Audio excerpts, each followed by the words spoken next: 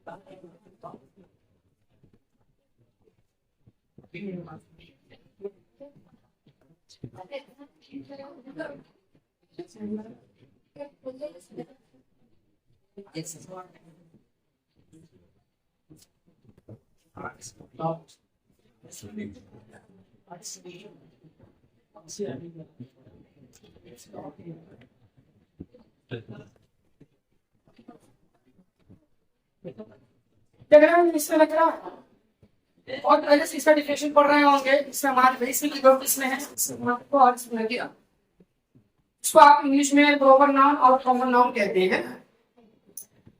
اس میں معرفہ کی بھی 5 قسمیں ہیں جس کا ڈیفینیشن اس سے پہلی ویڈیو میں بتا دیا گیا تھا. اس کے اقسام بتا دیے گئے تھے. خطاب ہے, لقب ہے, تخلص ہے, کنیت ہے اور عرف ہے. اس میں معرفہ کی 5 قسمیں ہیں: خطاب, لقب, تخلص, کنیت اور عرف. آج ہم لوگ ڈسکس کریں گے اس میں نکیرہ اور اس کے اقسام کو. اس میں نکیرہ کا ڈیفینیشن یہ ہے کہ ایسا لفظ سے کسی عام شخص, عام چیز, عام جگہ کا نام معلوم ہو اس کو اس میں نکیرہ کہتے ہیں. یعنی کامن ناؤن. اور کامن ناؤن کی پھر 5 قسمیں ہیں وہ ہم یہاں پر آپ لکھنے جا رہے ہیں. آپ بھی اس کو لکھتے رہیں گے پھر اس کو ہم سمجھائیں گے. نمبر 1 مکمل. اس میں مکمل, اس میں مکمل. نمبر 2 اس میں مصغر. نمبر 3 اس میں آدھا. نمبر 4 اس میں 100. نمبر 5 اس میں ظرف. یہ 5 قسمیں ہوگی. اب 5 کا ڈیفینیشن ہم لکھتے رہیں گے اور پڑھتے رہیں گے. سب سے پہلے ہم اس میں مکبر کی بات کرتے ہیں.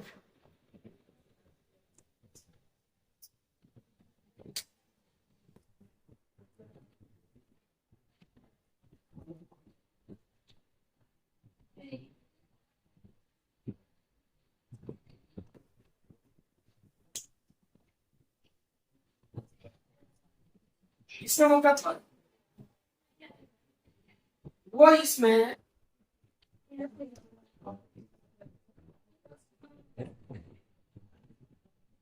جو کسی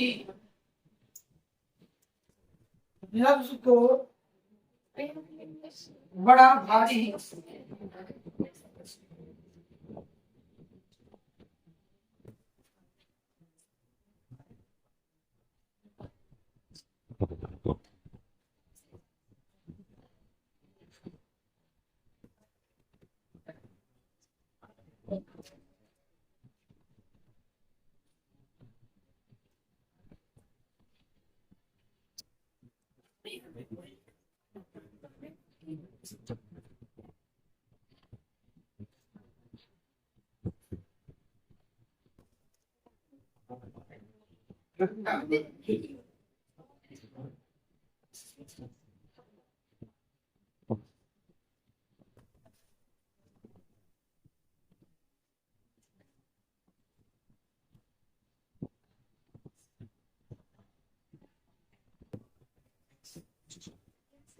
آپ نے دیکھا اسم مکبر وہ اسم ہے جو کسی اسم کو بڑا بھاری بھرکم کر کے ظاہر کرے. لفظ سے ہی آپ کو پتا چل جائے کہ کوئی بڑا ہے، کوئی بڑی چیز کی طرف اشارہ ہے. جیسے آپ نے دیکھا گھنٹی، گھنٹی نارملی چھوٹی گھنٹیوں کو بولا جاتا ہے، اور گھنٹا بڑا سا گھنٹا جو ہوتا ہے اس کو گھنٹا بولا جاتا ہے.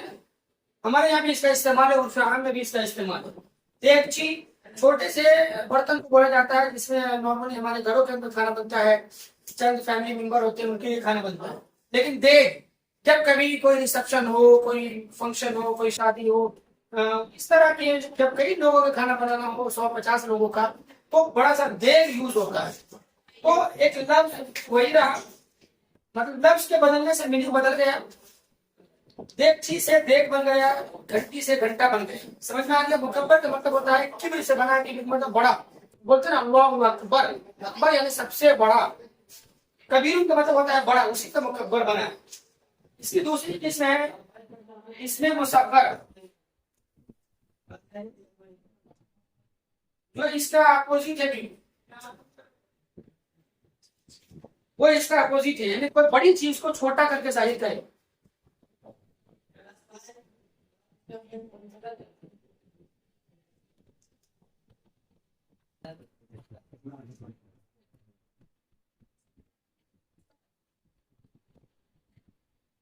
ایسا ہے جو کسی چیز کو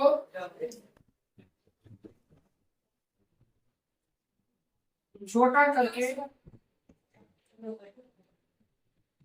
ظاہر کرے، اس کو مصغر کہتے ہیں. جیسے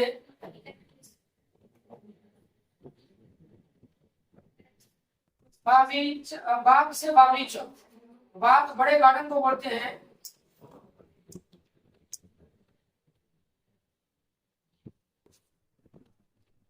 صندوق سے صندوقچی،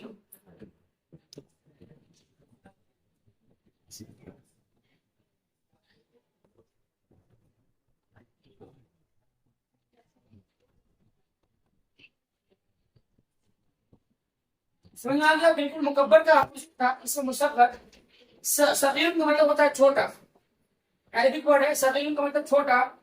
ایسا ہی جو کسی چیز کو چھوٹا کر کے ظاہر کرے اس کو اس میں مصغر کہتے ہیں. جیسے باغ بڑے گارڈن کو بولتے ہیں جہاں کئی طرح کے درخت ہوتے ہیں، پیڑ پودے ہوتے ہیں، پھول ہوتے ہیں.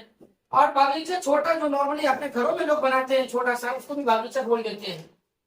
صندوق سے صندوقچی، صندوق بڑا ہوتا ہے، پرانے زمانے میں لکڑیوں کا ہوا کرتا تھا.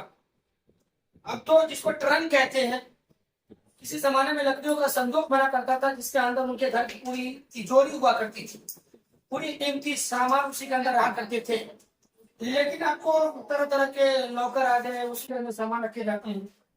اس طرح صندوق سے صندوقچی ہو گیا ہے نا. جیسے لوٹا سے لوٹیا، گھنٹا سے گھنٹی بھی کر دیجیے آپ. کسی کو آپ الٹ پھیر بھی کر سکتے ہیں. یہ سمجھ میں آ گیا ہے؟ اب اس کو اریز کرتے ہیں. ٹھیک ہے،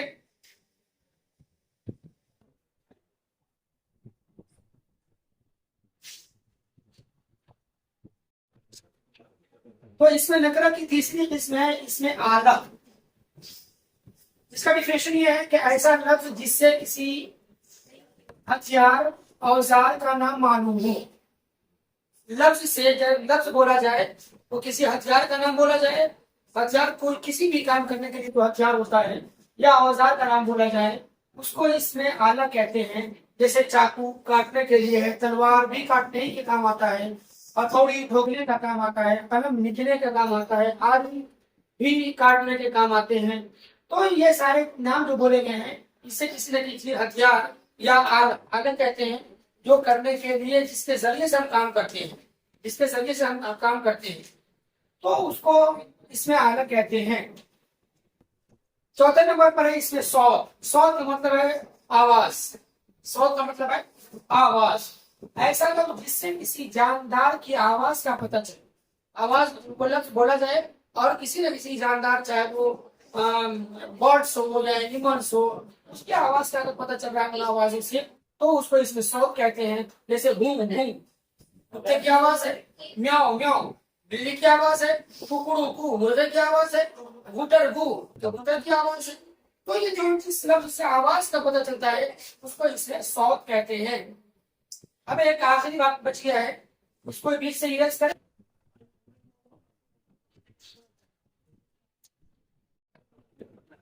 اس میں اگر پانچویں اس میں ظرف، اس میں ظرف ایسا لفظ جس سے کسی جگہ یا وقت کا پتہ چلے اس کو اس میں ظرف کہتے ہیں. ایسا لفظ سے ہی کسی جگہ کا پتہ چلے یا کسی وقت کا پتہ چلے اس کو اس میں ظرف کہتے ہیں. جیسے اسکول، اسکول بولا گیا دماغ میں بات آئی کہ اسکول ایک جگہ ہوتی ہے جہاں پڑھائی ہوتی ہے. عیدگاہ بولا گیا ایک جگہ ہوتی ہے جہاں عید کی نماز پڑھی جاتی ہے، بقرعید کی نماز پڑھی جاتی ہے. ایسے ہی شام بولا گیا، شام سے ایوننگ سمجھ میں آیا، ایک وقت متعین شام سمجھ میں آیا. صبح بولا گیا تو صبح سے بھی ایک مارننگ کا ٹائم ہے جو ایک وقت ہے جو ہمیں سمجھ میں آئے. تو میرے خیال سے پانچوں قسم آپ سمجھ گئے ہوں گے. تو پانچوں قسم کچھ اس طرح رہا. نمبر ایک، اس میں مکبر. نمبر دو، اسم مصغر. نمبر تین، اسم اعلیٰ.